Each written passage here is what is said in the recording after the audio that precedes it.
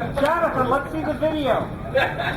I'll get it out. I'll get it out for you. And now for the prestigious award. Well, that was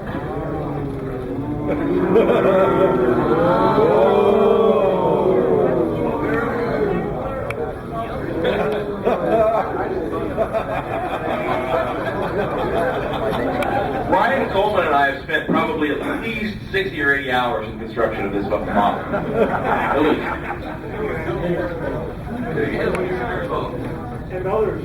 The starting base for it actually was delivered to me earlier in the week, and it did not come from Naram, but it did come from the Midwest. And I'd like to thank Randy Bodway for bringing this to me.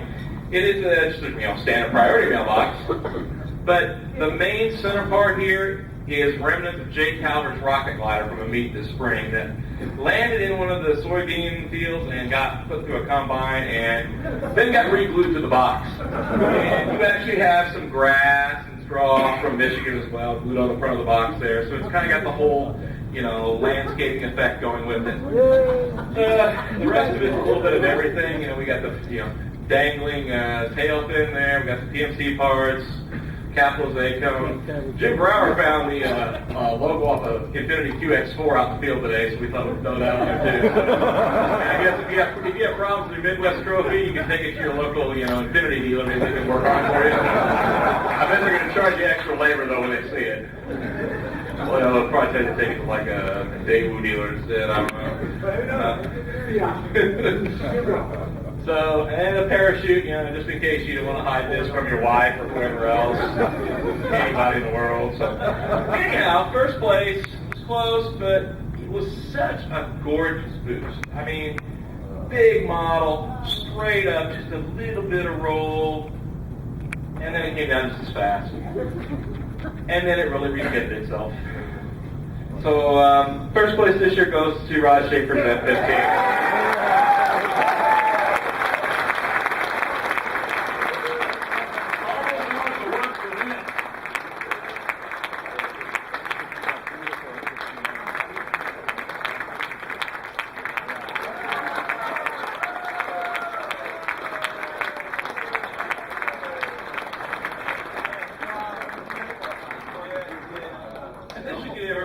Maybe it didn't perform quite as well at Naram this year as you wanted to. If you know you're going to stink it up right. You're going to get up here.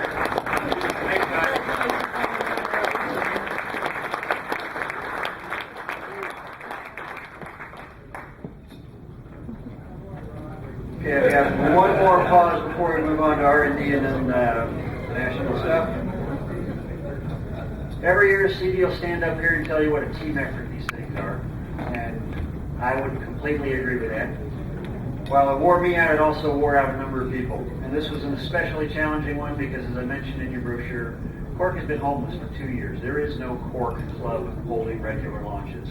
Yet, through the teamwork of Cork, the Dayton Area Club, Team Ohio Rocketry, MTMA all the way up on the North Coast, Skybusters, we banded together and managed to pull this thing off, and I would like to present special Naram awards for some of the key people that helped pull this off. I want to start with Kim and Lee Berry of Torrance, who managed the merchandise on the field, T-shirts, registrations, and basically accepting an awful lot of bullets that I should have taken myself if I'd been organized a little better. Come on up. Mark.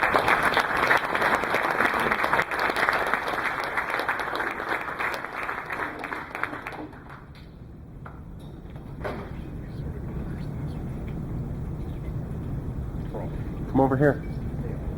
Stay up here. Come over here. Mark Rechtenwald and Carl Talanco, come on up. You guys solved the HPR puzzle on how you can get an HPR rocket flown on this field in these conditions. Get past the waiver logistics and all of that, and then run the high power range. You guys are amazing. I really appreciate that.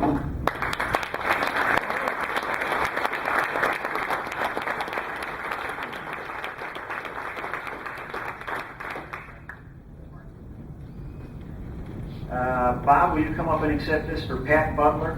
He just emailed me one day and said, hey, if you need any help with brochures, flyers, anything involving graphics, give me a call.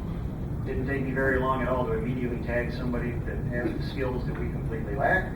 So Pat Butler for media work and printing our brochures and registration packets.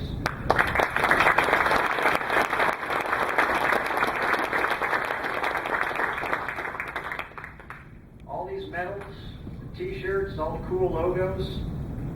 Alyssa Stenberg did a watercolor drawing that started it all. Come on up, Alyssa, and claim your award for artwork for that.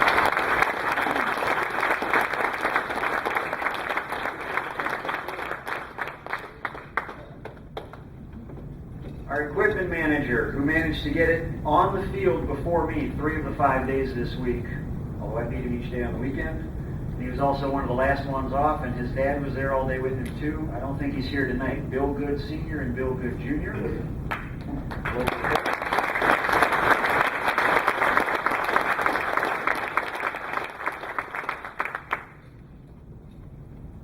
It might have seemed like this was a well-run event.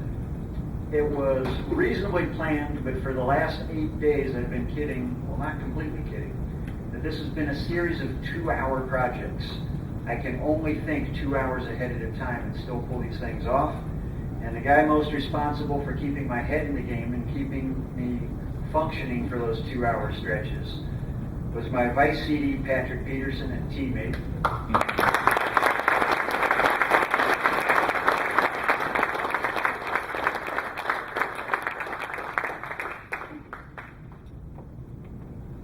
I've got a 4-person tech team I would like to commend. 2 of them aren't here tonight because the special invitation I sent out apparently required a reCAPTCHA code or something that they couldn't get past. That would be our website developer, Tim Dick, and our networking guy, Elliot Bavely, who are here. Chris Kidwell, I would like to give you a special award for your support with data entry, contest manager all along the way. And last but not least, we've got a guy who signs all his email messages and stuff. Do or not do, there is no try. He absolutely, completely did. Ladies and gentlemen, the Yoda of contest manager, Mike Nowak.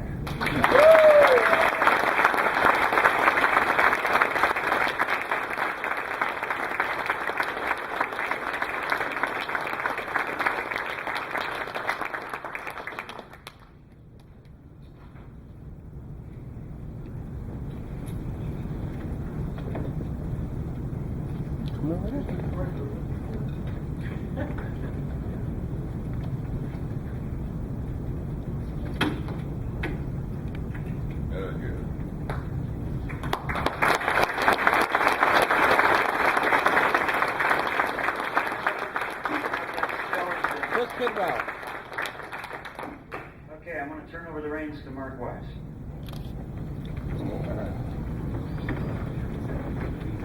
Yeah.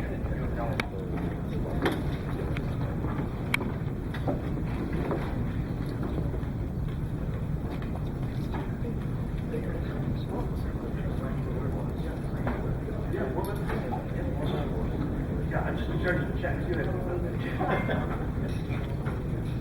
I've got the work fund into that. All right. Good evening, everybody. Part you've all been waiting for, the part where we don't release the results until the very end of things, so everybody's held in suspense. Anyhow, before I get underway with actually naming names, I do want to say we had a crisis at the beginning of Naram. We were losing one judge to a family emergency, and that brought us down to 2 judges. Now, per the Pink Book, you need 3. If we didn't find a 3rd judge, everybody was going to be competing for flight points. And I think you'll all agree that there's a big difference between 2,800 and 280 points. Jennifer Ashpool, who flew a full contest schedule this week and had other plans for her evenings, graciously stepped up and volunteered to judge, and I am profoundly grateful to Bubbles.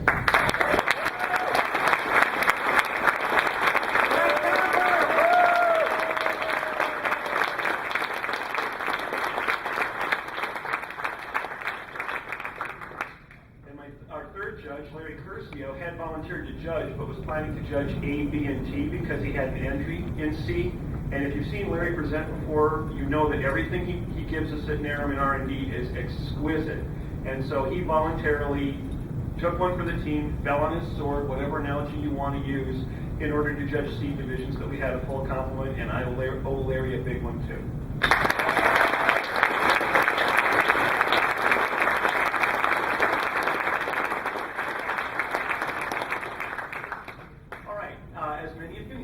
somewhat unusual situation this year in that we had only one entrant in B division. You guys who are in B division next year, enter. Your odds of doing well are pretty good, and through the gracious donation of Bob Alway over the years, there's scholarship money at the end of the rainbow. So please, B division enter. So because of that, and per the Pink Book Rule 9.6, we rolled B division into A division. So we had 6 A division and 1 B division competing against each other. Now that made it rather likely that an A division competitor who would have placed in the top 4 would be pushed down into flight points only. This did turn out to be the case, and we did address that, and I'll be getting to that. There were some tough decisions. As I said, through Robert Alway's generosity, as we know, for several years now, he has funded scholarships for the top places in B division. Because we only had the 1 B division competitor this year, he volunteered to provide awards, $100 awards, in addition to the $1,000 scholarship.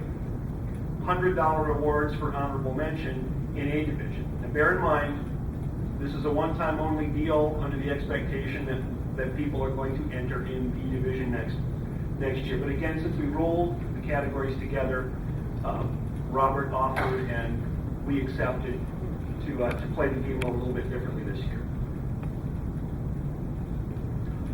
All right, let's see. We saw a lot more. We saw, in the years I've been doing, this is my second time judging, many times observing, we saw a lot of reports that are going to be immediately applicable to the hobby. So those of you, the competitors who haven't emailed their submissions to me, we need to get those scanned and under the CD for the year. My email address is in the contestant packet, of course. Some of these things, as I say, immediately applicable to the hobby, and I think we're going to see some of these results out of the field next year. All right. In A division, again, ordinarily we'd have had a first and fourth, and the modeler, who did a wonderful first-time presentation, would have placed fourth ordinarily, but rated an honorable mention. Zachary Stenberg, would you come up, please?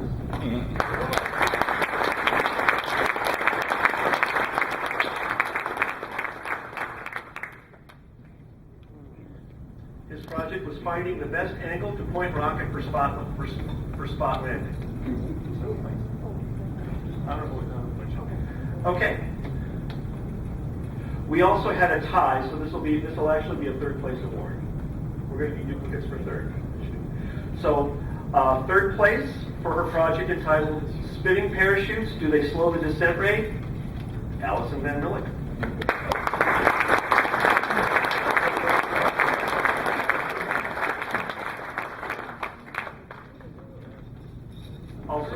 Also receiving an honorable mention from Bob Alway. In second place, alternatives to dope sanding sealers for balsa finishing. Safer, faster, and tastier. She explored cocoa as a filler, and it works. Alyssa Stenberg.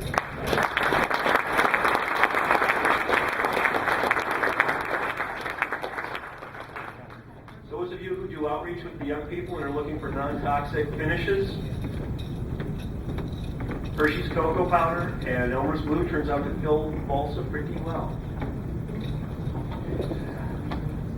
Remember I said there was a tie? I've not heard of this happening before. Maybe some of the historians can tell me. We had a tie for first. Absolutely unprecedented in my experience. Anyway, for her project, Sea Rocket Glider, what is the best dihedral angle? A tie for first and an honorable mention. Michaela Alexander.